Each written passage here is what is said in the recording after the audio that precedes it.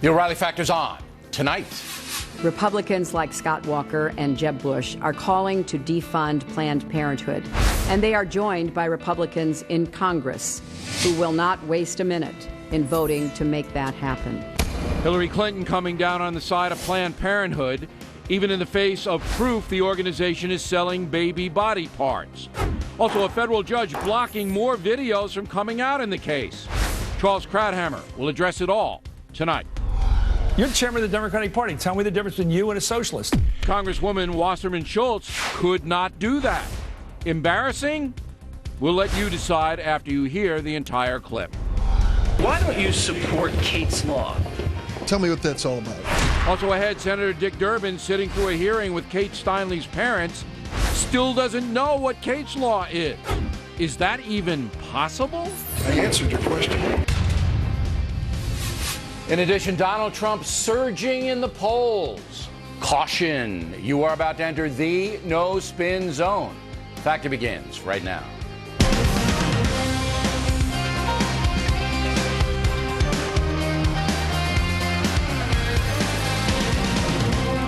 Hi, I'm Bill O'Reilly. Thanks for watching us tonight. The problem with liberalism, that is the subject of this evening's Talking Points memo.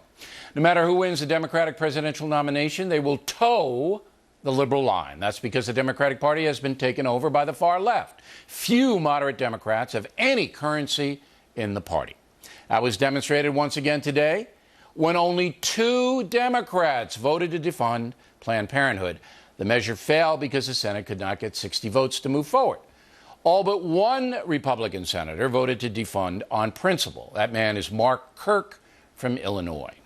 Now, there's no question Planned Parenthood is an abortion factory, and there's no question the group sells the body parts of dead babies or fetuses. Yet the Democratic Party doesn't care. So my question tonight is, what happened to liberalism? The liberal philosophy is based upon fairness for the underdog, helping those who are down and out, protecting the defenseless. Yet unborn babies don't count. How does that work when the liberal line urges social justice? To those of you who deny life begins with human DNA on conception, what qualifies you to say that? It's a belief, that's all, and your belief may be wrong. Meantime, millions of potential human beings have been destroyed. And if you voice objection to that, then you're declaring war on women. Just ask Hillary Clinton. The decline of liberalism began with a real war, Vietnam. The left voiced major objections, and they were right. The war was fought in a dishonest way, and hundreds of thousands of American working men and women primarily were killed or wounded. That radicalized the left, and many liberals turned Saul Alinsky mean, damning anyone who did not agree with them. Today we have the most liberal president in America's history, Barack Obama, elected twice. But his economic policies have not improved the lives of the poor or African Americans. Every statistic tells the same story. There are fewer good jobs, salaries are stagnant on Obama's watch. That's because the feds cannot run a free marketplace. Even in a country like Cuba, population 11 million, the lack of free enterprise dooms people to poverty. Incredibly, even some left-wing commentators are now catching on. What is the difference between a Democrat and a socialist? I used to think there was a big difference. What do you think it is? The difference between a Democrat like Hillary Clinton and a socialist like Bernie Sanders. What's the difference between being a Democrat and being a Republican? Well, what's the bigger difference? What's the big difference between a Democrat and a socialist? You're chairman of the Democratic Party. Tell me the difference between you and a socialist. The relevant debate that we'll be having over the course of this campaign is what's the difference between a Democrat and a Republican? I think there's a huge difference. She can't answer the question. She just simply can't answer it. And she's the head. Now, on the protection front, even a simple thing like Kate's Law, which would mandate incarceration for illegal aliens who commit aggravated felonies in America, then defy deportation coming back. Even a simple law like that rejected by many liberals. Later in the broadcast, Jesse Waters will confront Senator Dick Durbin. So why are liberal politicians against a law that would protect Americans? Makes no sense at all, and would not impede the quest for so-called comprehensive immigration reform. Finally, let's take a look at 3 cities run by uber-liberal mayors. Over the weekend here in New York City, 25 people shot, 3 of them died. Victims and perps, mostly black. Same thing in Chicago, 40 people shot, 3 of them died. Baltimore, 15 people shot, 5 of them died. African Americans, the victims, and the perps primarily. So where is the group Black Lives Matter on that? I guess Black Lives Matter not so much in cities run by liberal politicians who cannot control the streets. No matter how many facts Talking Points presents on the economy, on crime, on foreign policy, on individual behavior, liberals will not admit their philosophy has gone off track. Thus, we have a presidential election coming up in 2016 that will once again pit the liberal philosophy against a traditional one. If facts matter, the election should not even be close. If facts matter. And that's the memo. Now for the top story tonight. Reaction. Joining us from Washington, Charles Krauthammer. All right, you lived this whole thing, as I did, through Vietnam. You've seen the evolution of the liberal philosophy in America. Am I wrong here? Well, I think I would interpret the actions of liberals as embodied in the Democratic Party, which is a liberal party, as less driven by ideology than by the balkanization of the population in order to win elections. For example, you began by talking about abortion, Planned Parenthood. For them, they see a constituency of feminists and a large constituency of particularly single women whom they want to cater to, for whom this is an important issue. That's their constituency, and nothing, no evidence, none of the videos, nothing is going to dissuade them. Hillary Clinton managed to say that the videos were disturbing, but her support is unshakable. Planned Parenthood supports the Democrats and the other way around. For example, for teachers and education, the opposition to school choice.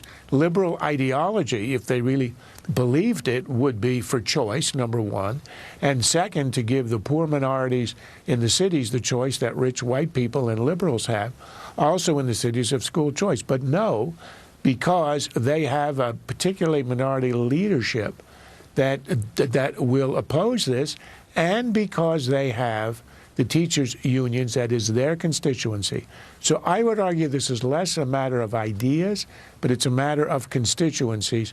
The Democrats specialize in balkanizing, dividing Americans, and but what you're then saying is, and they have won the popular vote in 5 of the last 6 elections. Sure. Using that strategy.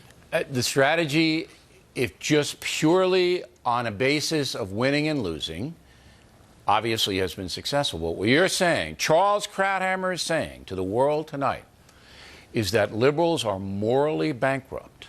They don't believe in anything. They don't believe in helping the downtrodden. They don't believe in protecting the defenseless. They don't believe in anything. They're a bunch of cynical vote counters who'll do anything for power. That is what you are saying. No, that's what O'Reilly says and Krauthammer is saying. And since I'm more of an expert on what Krauthammer is thinking, I'll give you what Krauthammer thinks. And that is that the Democrats have an overall commitment to what they see as the underdogs, and they identify constituencies. Immigrant constituency, for example, Hispanics on immigration. They identify, for example, single women, and particularly poor women, for whom they want to provide free abortion on demand. So they have these constituencies that overall, it's not that they're morally bankrupt. They believe that conservatives are the ones who have But how can you no say ideals, that? How can you say they don't believe they're they more... ought to be in power? Okay, I don't care about what they believe. I care about what's true. That if you are for abortion on demand up until birth, all right, you don't care about the least defenseless in this world, the unborn, all right? You don't care. If you're against free choice of schooling in ghettos, as you pointed out, you don't care about the little black or Puerto Rican or minority kid that can't get a good education, when just a simple voucher system would change that. So that you don't care about the babies, you don't care about the little minority kids, and you're telling me that's not morally bankrupt? Is that what you're sitting here telling me tonight? On the particular issue of abortion, the Democratic Party and liberals have talk themselves into the belief baloney. that this is not a human baloney. being. You can't talk yourself into that belief. When you see the marketing of body parts right before your eyes. I know. Is that like the German people talking themselves into, the National Socialist Party swell? Is it the same thing? No, it's not the same thing. There's a difference between a fetus and a born adult or child human being.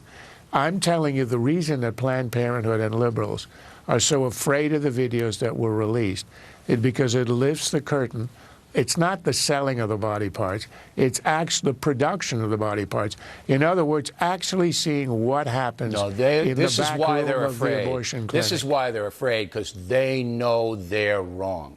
And they know this is not morally acceptable to honest people who really care about the defenseless. That's why they're afraid. And that's why two-thirds, a very large number of Americans are against second and third trimester You're giving abortions, these people largely a pass, and I'm not going to give them a pass. No, Hillary Clinton and her ilk know this is wrong and don't care. And that's something that every American should know. Now, but you have a different belief. You believe that personhood occurs at conception. I've never said that because I don't get into that political thing. But I'll tell you what I believe, because it's based on fact. Your views are a reflection of that. My views are based on facts. And the scientific fact is that DNA, human DNA, is present on conception.